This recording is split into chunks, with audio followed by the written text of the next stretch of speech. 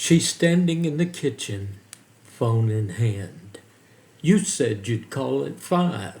It's 6:30. He doesn't look up from his laptop. I had a long day. I just need a minute before we get into this. A minute? You've had 2 hours. He sighs and goes quiet.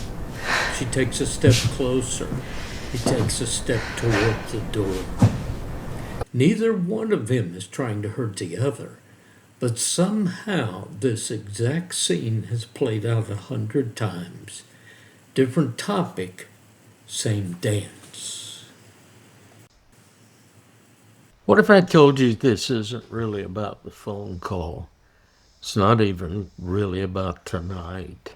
It's about 2 nervous systems that learned decades before this couple ever met. 2 completely different answers to the same question.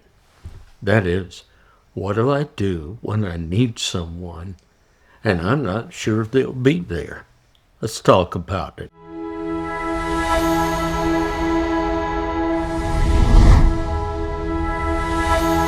Here's something almost nobody tells you before you get married.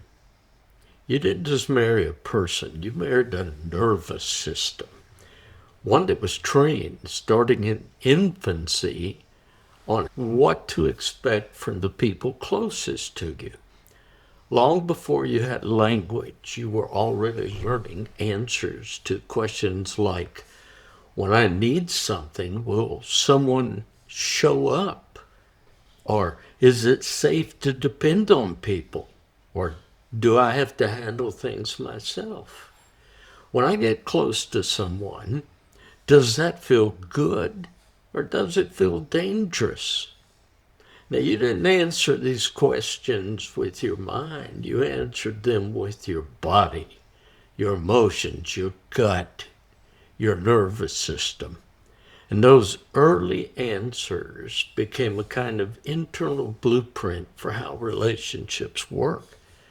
Psychologists call that blueprint your attachment style. Now, here's what matters for marriage. You don't leave that blueprint at the altar. It shows up every time your spouse is late calling, every time there's a conflict, every time one of you wants to talk about us and the other wants space. Most marital arguments that seem to be about dishes or money or in-laws are actually 2 attachment systems bumping into each other, each one just trying to feel safe. The good news, and this is really the heart of today's episode, is this: attachment styles aren't a life sentence. They're patterns, not prisons. Once a couple can see the pattern, they can stop fighting each other and start working the pattern together. Here are a brief description of the 4 attachment patterns, the childhood origins and how they show up in marriage, and a few things about how we can help. Secure attachment. Secure attachment provides both a secure launching pad to try things out and a safe haven to return to. It's a deep conviction that if I need you and reach for you, you'll be there for me and you'll respond. The childhood origin of this is when caregivers are consistently responsive. They're not perfect, but they're reliably there. The child learns that his needs get met, that closeness is safe, that people can be trusted. And so the child decides, I am safe. My physical needs will be met. I'm secure. I'm valued. I'm cherished. I'm a delight to someone. That forms secure attachment. In marriage, it shows up when you're comfortable with both intimacy and independence. You can say, I need you without shame, and I need space without guilt. When you can handle conflict as a problem to solve rather than a threat to survive. I need you, and I can still be okay. The anxious or preoccupied attachment style is kind of like a smoke detector. It's hyper alert and vigilant. It goes off at the faintest whiff of smoke, and it's just trying to keep everyone safe. And that's what's happening inside the nervous system. The childhood origin is that caregiving was inconsistent, sometimes warm, sometimes unavailable. The child learns to amplify signals, to cry louder, to need more in order to guarantee a response, because you can't predict when connection will be there, or else they chose to dismiss their own needs in deference to the needs of others in the family. They become people pleaser as a way of connection, but the connection that they feel today is very fragile. They become hyper vigilant for signs of disconnection. Every day is a new day, and every day I have to check back in to see how I'm doing. And this can become exhausting, as you might understand. Now, how does this show up in marriage? It's when I crave closeness and reassurance, and I'm highly attuned to any sign of distance. When security doesn't result from pursuit, the language and behavior often devolves into protest. This partner can read a delayed text response as rejection, or can say things like, I wish you were as interested in me as you are in that dadgum phone of yours. When that doesn't work, it becomes protest behavior, pushing, over-explaining, needing to resolve it now. It's really the nervous system saying, don't disappear on me. Don't disappear on me. The heart of the anxious attachment style. Then there's the avoidant or dismissive style. It's kind of like a thermostat. It quietly regulates from a distance. It doesn't like alarms blaring. It just wants things to stay steady. Neither the anxious or avoidant are broken. They're just people trying to protect the house or the marriage. The childhood origin of this style, the caregivers were consistently unavailable, dismissive of emotion, or emotionally unavailable when this child sought comfort. The child learns to self-soothe and stop asking because reaching out didn't pay off or it cost too much. In marriage, the partner with this pattern values independence and self-sufficiency and can feel smothered by a partner's emotional needs. This feels threatening and like the thermostat isn't working. This partner withdraws under conflict, not out of coldness, but because distance is the nervous system's safety strategy. It's often misinterpreted as he doesn't care, when it's closer to he doesn't know what to do with this much feeling. The avoidant style says, I'll handle it myself. Then there's the anxious-avoidant or the fearful disorganized attachment style. The childhood origin of this is that the caregiver is both the source of secure comfort and the source of fear. It's in homes with unpredictability, fear, or trauma. The child learns two contradictory things at once. I need you, and you're not safe. The child tries both the anxious and avoidant strategies, but neither work consistently. And this sets up a frightening dissonance. The people I need for survival are the biggest threat to my survival. This child can experience capital T trauma, where bad things happen, and the child's truly unsafe in the home, or this child can experience little t trauma, the absence of all the good things, and the background hum of fear. For this child, Trauma is the water they swim in. And as a child, they're helpless to defend or provide for themselves. In marriage, it shows up where one partner wants closeness and fears it simultaneously. They can pursue connection and then push away in the same conversation. Their partners often describe this as confusing or feeling like they're chasing a moving target, which makes sense once you see that both systems are running at once. The fearful style says, I want you close and I want you gone. Now, what happens when these styles marry each other? Here's some common pairings and maybe some ideas of what you can do. There's the anxious and avoidant couple, the pursue-withdrawal cycle. Now, I'll tell you more about the cycle in coming episodes. This is the pairing therapists see constantly, partly because it seems that these two styles are drawn to each other.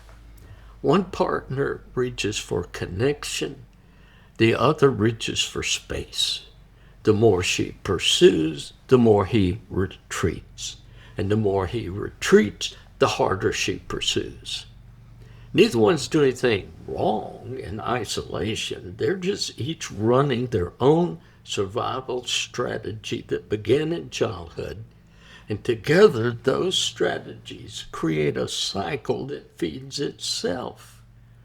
Now, here's something that might help. Name the cycle out loud as the enemy, not each other. It's not you versus me. It's us versus the cycle. The anxious partner practices self-soothing and voicing the need underneath the protest. Say things like, I miss you, instead of, you never make time for me. Avoidant partner then practices staying in the room 5 more minutes than instinct says to and naming what's happening internally. Say things like, I need a minute, but I'm not leaving. It's not you versus me. It's us versus the cycle. Then there's the anxious pairing, emotional amplification. Both partners crave reassurance, so conflict can escalate fast. Each one's alarm sets off the others. But because both value closeness, repair often comes quickly too, once one person can slow down first. Try this. Build a shared repair signal, an agreed phrase or gesture that means, let's pause and reconnect before things spiral out of control. Because both partners already lean toward connection, the skill to build isn't wanting closeness. It's tolerating the temporary distance of a timeout without panicking. Then there's the avoidant-avoidant marriage, parallel lives. The couple can look calm from the outside, low conflict, lots of independence, but intimacy can quietly erode because neither partner initiates emotional closeness. Problems get shelved rather than resolved, and resentment can build silently. Here's something that might help. Schedule connection rather than waiting for it to happen spontaneously. A regular check-in ritual lowers the stakes of initiating this cycle. Partners benefit from practicing small, low-risk vulnerability rather than waiting until something's big enough to justify the exposure. Then there's the secure type with anxious or avoidant. It's the earned security pattern. A secure partner often provides a steadying, corrective emotional experience for an anxious or avoidant spouse. Consistency for the anxious partner, patient non-pursuit for the avoidant one. This is one of the most helpful pairings because security really can be caught over time through a relationship, not just inherited from childhood. Try this. The secure partner's job isn't to fix the other person, but to stay consistent and non-reactive long enough for new evidence to accumulate that the other partner is in fact safe. This takes real patience. Earned security isn't built in minutes, but it's usually built in months and years, not one good conversation or session. Security can be earned, not just inherited. Now, the fearful avoidant are disorganized with any other style.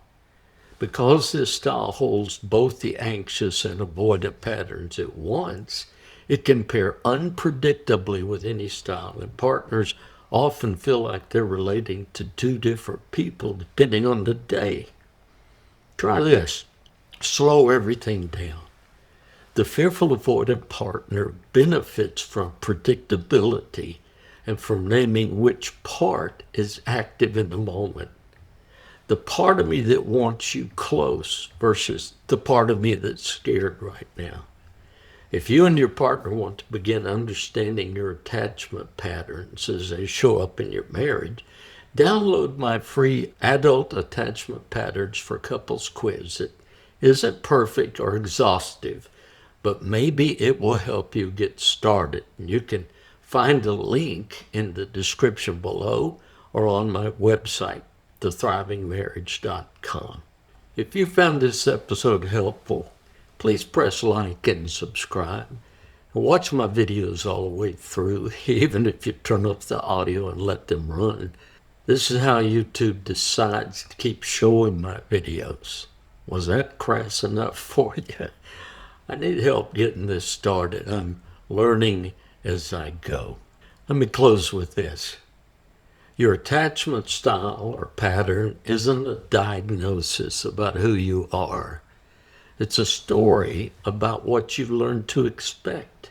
And the beautiful thing about marriage is that it can keep writing that story. The goal isn't to find a partner with a matching style.